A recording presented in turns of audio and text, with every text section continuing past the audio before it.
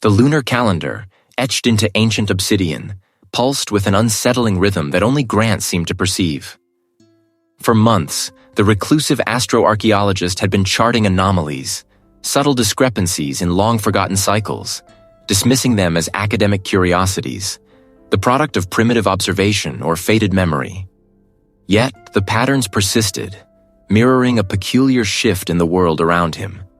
Animals, usually predictable in their nocturnal routines, grew agitated under the full moon, their calls sharper, their movements erratic. And people. Grant felt it too. A low hum of anxiety in the air, a collective fraying at the edges of composure that peaked with each silvered orb. He'd told himself it was stress, the global malaise, anything but the impossible. A colleague came the message. It arrived late, a corrupted audio file from a former colleague, a voice Grant hadn't heard in years, now ragged with a terror that clawed at his professional detachment. "Grant? Agent, you there? Please, you have to listen." The voice, belonging to the colleague who'd once shared his fascination for forgotten celestial mechanics, cracked. "It's worse than we thought. Much, much worse." Grant leaned forward, the static on his antique receiver fighting with the frantic urgency in her tone. "What is it?" he murmured, though he knew she couldn't hear him. "The shadow," she whispered, the word a raw gasp. "It's real. A guard of it. The old texts. They weren't just stories." "What shadow?" Grant demanded, a prickle of unease tracing his spine. "Be clear. The cycle, Grant. The one we laughed about. The lunar alignments. They're not just affecting tides. They're affecting everything." A figure voice dropped to a near inaudible murmur. "The transformation. It's starting." "Transformation of what?" he pressed, his own heart beginning to thump an irregular beat. "People. Animals. A person minds. It's insidious. A slow, creeping madness. The ancient sites, they're like conduits." A sudden crash echoed in the background of the recording, followed by a choked cry. "They're watching me. They know I'm close to understanding. You have to. You have to find out what it is. The moon's shadow. It's not just a myth. It's a hunger." The message ended abruptly, leaving only a hiss of static and the chilling echo of her last desperate plea. Grant replayed the message, his initial dismissal crumbling under the weight of her fear. The colleague was no alarmist. She was a meticulous researcher, grounded in empirical data. For her to sound this terrified, it meant something truly extraordinary and horrifying was unfolding. He packed quickly, a single bag, his ancient star charts, and a worn compass. A witness destination. Her remote research station, a forgotten observatory nestled deep within a dense forest, near an ancient megalithic site that had always whispered of older, darker things. The journey was long, the winding roads eventually giving way to overgrown tracks that threatened to swallow his vehicle whole. The air grew heavy, thick with the scent of damp earth and something else, something vaguely metallic and cloying. When he finally arrived, the observatory stood silhouetted against a bruised twilight sky, a stark, abandoned sentinel. The windows were shattered, the door hanging ajar, revealing a gaping maw of darkness. "Hello?" Grant called out, his voice swallowed by the oppressive silence. An officer answered. He pushed the door open further, the hinges groaning in protest. Inside, chaos reigned. A detective were strewn everywhere, equipment overturned, wires ripped from their sockets. It looked less like a ransacking and more like a violent struggle. A chill, colder than the evening air, crept into his bones. "Anyone here?" He tried again, his voice barely a whisper. A specialist, the rustle of leaves outside, responded. He carefully navigated the wreckage, his flashlight beam cutting through the gloom, illuminating overturned furniture and shattered glass. He found her main research desk, thankfully, mostly intact, though its contents had been violently scattered. A technician, the mess, half hidden beneath a fallen telescope, he spotted a leather-bound journal. The colleague's distinctive handwriting covered the pages. He picked it up, his fingers tracing the familiar script. The entries grew increasingly erratic, the language shifting from scientific observation to desperate, scrawled warnings. He flipped to a page marked, "Local the Colleague, the Moon's Shadow." He read aloud, the words feeling alien and dangerous on his tongue. The old ones speak of a time when the moon itself casts a shadow not of darkness, but of change. A agent insidious transformation, slow and subtle, beginning in the mind, twisting the spirit, reshaping the flesh. It is not a cycle of death, but of becoming. Something else. A guard ancient, stirred by the specific alignment of the celestial spheres, a hunger awakened. Becoming what? Grant muttered, a shiver running down his spine. The next entry was even more unsettling, a series of dates and observations linking the lunar cycle to specific instances of erratic behavior in the nearby village, culminating in disappearances. Then, a final, almost illegible entry. It's in the trees, the sound, it's calling, it wants to be whole. A figure he read the last words, a low, guttural moan echoed from the dense woods surrounding the observatory. It wasn't an animal sound he recognized. It was deep, resonant, and seemed to vibrate through the very ground beneath his feet. Grant gripped the journal tighter, his mind reeling. A subtle pressure began to build behind his eyes. A faint, insistent hum that felt like a foreign presence gently probing the edges of his consciousness. The colleague's warning about the madness suddenly felt terrifyingly real. "What have you gotten yourself into?" he whispered, not to the empty room, but to the unseen force that now seemed to press in on him from all sides. What have we gotten into? The subtle pressure behind Grant's eyes intensified, a dull throb that pulsed in rhythm with the insistent hum now filling the small room. The journal felt impossibly heavy in his hands, its ancient pages whispering of forgotten truths and impending doom. He could almost hear the colleague's voice, a ghost of a warning. "Madness," Grant muttered, the word tasting like ash. "Is that what this is?" He flipped through the journal, his fingers tracing the frantic, spidery script of the previous owner. There were sketches, too, rough depictions of celestial bodies in impossible alignments, and crude maps pointing to a remote, desolate region far from any known civilization. A place marked only by a symbol resembling a crescent moon with an eye at its center. He recognized the pattern. It mirrored the strange iconography he'd seen in the colleagues' preliminary reports. Dismissed as mere archaeological curiosities, Grant knew he had to go. The hum in his head, the unsettling pull in his gut. It wasn't just curiosity anymore. It was an imperative. He grabbed his pack, stuffing the journal inside, along with a few essentials. His phone buzzed, a message from the colleague. "Anything?" it read. Grant hesitated, his thumb hovering over the keypad. He knew the colleague would try to dissuade him, to rationalize the irrational.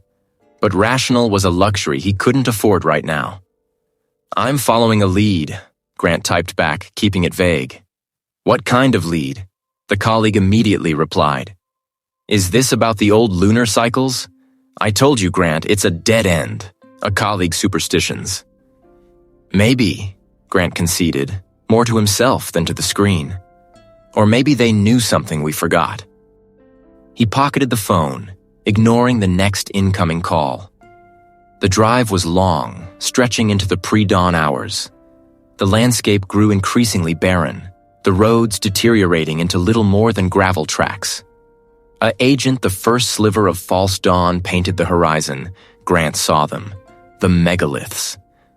They stood like broken teeth against the bruised sky, massive, weathered stones arranged in an irregular circle, far older than any recorded history suggested. A chill wind swept through the valley, carrying with it a faint, metallic scent. Grant parked his vehicle a good distance away, approaching on foot. The air here was heavy, thick with an almost palpable energy that pressed in on him, amplifying the hum behind his eyes. He walked among the stones, their surfaces etched with erosion, but beneath the wear, he could discern faint patterns. Spirals, interlocking lines, and that omnipresent crescent eye symbol. He consulted the journal again, cross-referencing the rough sketches with the megalithic arrangement. One section of the circle, where two particularly massive stones leaned together, seemed to be the key. He pushed against the rough-hewn surface, testing for any give. Nothing. He ran his hands along the cracks, searching for a seam, a hidden mechanism. The hum pulsed, guiding him. A guard, he found it. A small, almost imperceptible depression, perfectly smooth against the rough stone. He pressed it. A figure, a low, grinding groan that resonated deep in his bones. One of the colossal stones shifted inward, revealing a narrow, lightless passage. A gust of stale, earthy air, heavy with something indefinable, washed over him. "Well, this is it," Grant whispered, his voice sounding thin in the sudden silence. "No turning back now." He switched on his headlamp, the beam swallowed almost immediately by the oppressive darkness within. The passage sloped downwards, the walls damp and cool. The air grew thicker, the hum a constant drone in his skull. A person what felt like an eternity, the passage widened into a vast subterranean complex. His headlamp beam swept across towering walls covered in ancient carvings. They depicted grotesque lunar figures, bulbous and multi-limbed, presiding over scenes of human transformation. A witness twisted and elongated, their faces contorted in agony or ecstasy, their bodies morphing into shapes that defied natural order. The faint, eerie light filtering down from somewhere above cast long, dancing shadows, making the carvings seem to writhe. "My God," Grant breathed, his throat tight. "It's all real." The oppressive energy here was overwhelming, a tangible presence that seemed to hum with an ancient, alien intelligence. It felt like a vast, silent mind observing him, probing at the edges of his sanity. He felt a profound sense of wrongness, a violation of natural law. He moved deeper into the complex, his footsteps echoing unnaturally. The air grew colder, and a new sound reached him. A low, guttural murmur, rhythmic and unsettling. He rounded a corner, his headlamp catching movement in the gloom. They were there. The transformed. A officer, mindless monsters, but distorted, feral versions of humans. A detective's skin was pale and stretched, their limbs subtly elongated, their eyes reflecting the faint, otherworldly light with an unnatural luminescence. They moved with a disturbing, fluid grace, their forms half hidden by shadows. They seemed to be gathered in a loose congregation, their murmurs a collective, hypnotic chant. Grant froze, pressing himself against a cold, damp wall. He could feel their presence, a primal predatory awareness. He watched, horrified, as one of them turned its head, its neck twisting at an impossible angle, its gaze sweeping over the cavern. He held his breath, praying he hadn't been seen. "What are they doing?"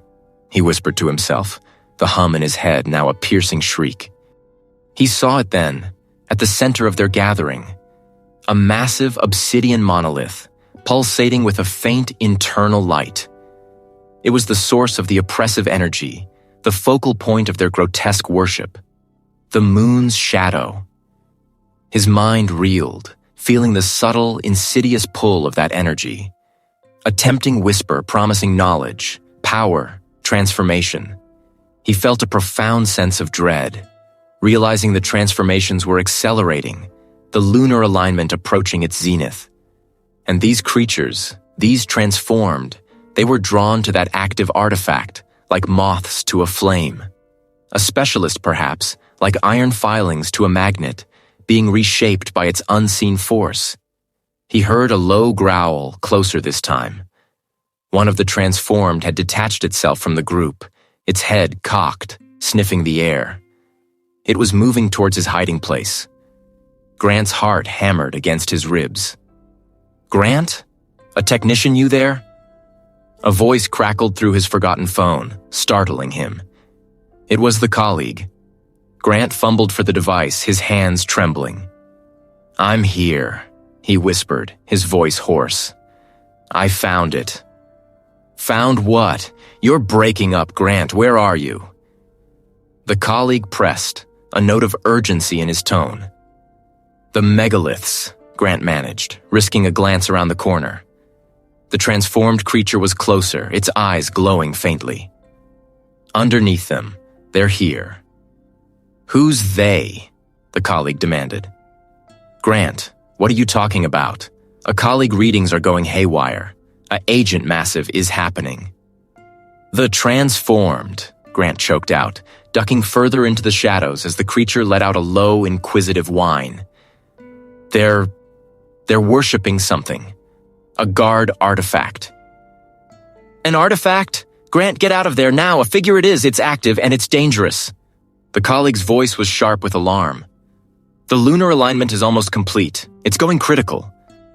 "I can't," Grant whispered, his eyes fixed on the approaching figure. The hum in his head was now a deafening roar. "I need to understand." "Understand what? Your life is in danger."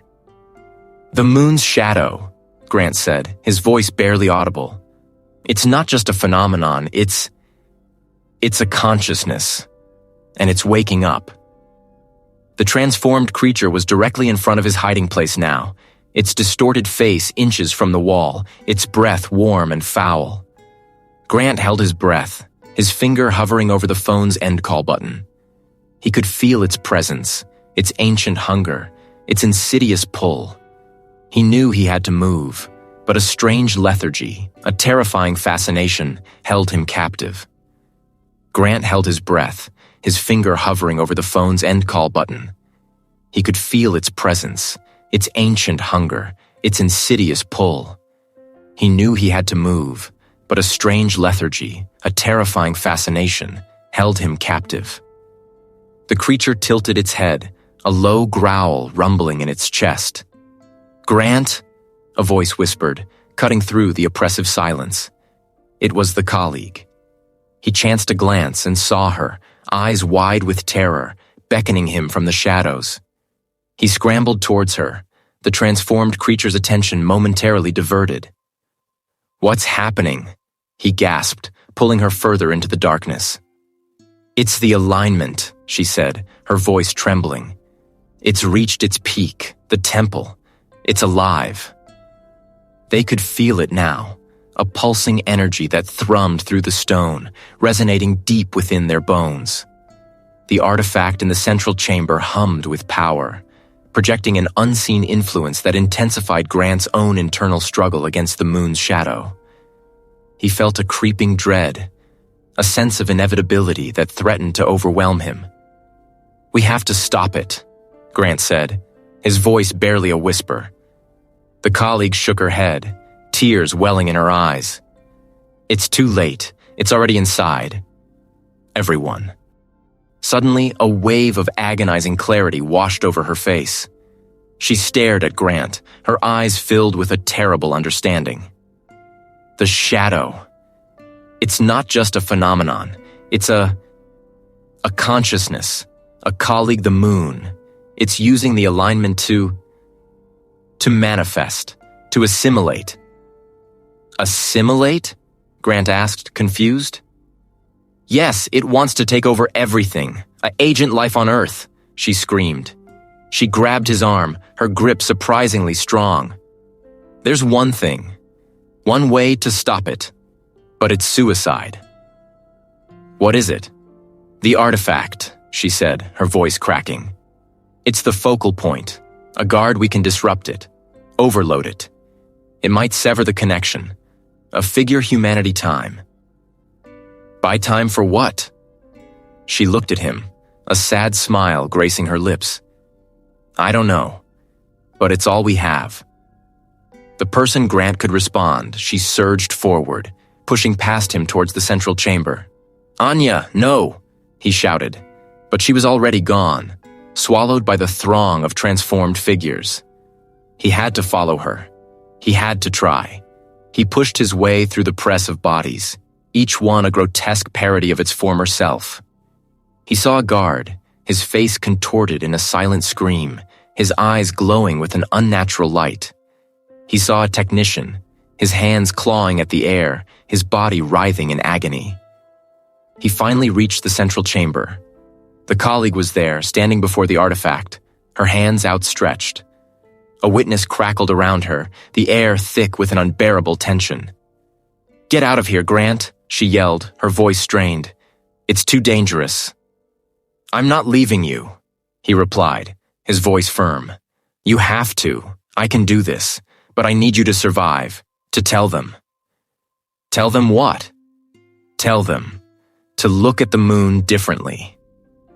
She closed her eyes, took a deep breath, and reached out to touch the artifact. A blinding light filled the chamber, followed by a deafening roar. The temple groaned under the strain, the stone walls cracking and crumbling. "Now, Grant, run!" she screamed. He didn't need to be told twice. He turned and fled, pushing his way through the collapsing temple. The ground shook beneath his feet, the air filled with dust and debris. He could feel the heat searing his skin, the energy ripping through the stone. He stumbled out of the temple, collapsing onto the ground. He looked back and saw the structure collapsing in on itself, a swirling vortex of dust and debris rising into the sky. The lunar alignment was breaking, the moon's pull weakening. He lay there for a long time, catching his breath, trying to make sense of what had happened.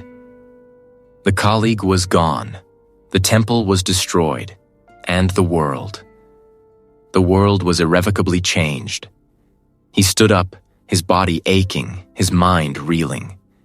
He looked up at the sky, at the moon that hung there, cold and distant. He saw it now, not as a celestial body, but as something else entirely. Something ancient, something hungry. He started to walk, away from the ruins, away from the horror. He didn't know where he was going, but he knew he had to keep moving. He had to survive. He had to tell them. To look at the moon differently. He felt a strange tingling sensation in his arm, a subtle shift within his own body. He looked down and saw a faint, silvery glow emanating from his skin. The moon's shadow. It wasn't gone. It was still there. An officer, him, waiting. He quickened his pace, a sense of dread washing over him. He was free from the temple, but he would never truly be free. The moon had touched him, and he knew with a chilling certainty that it would never let him go.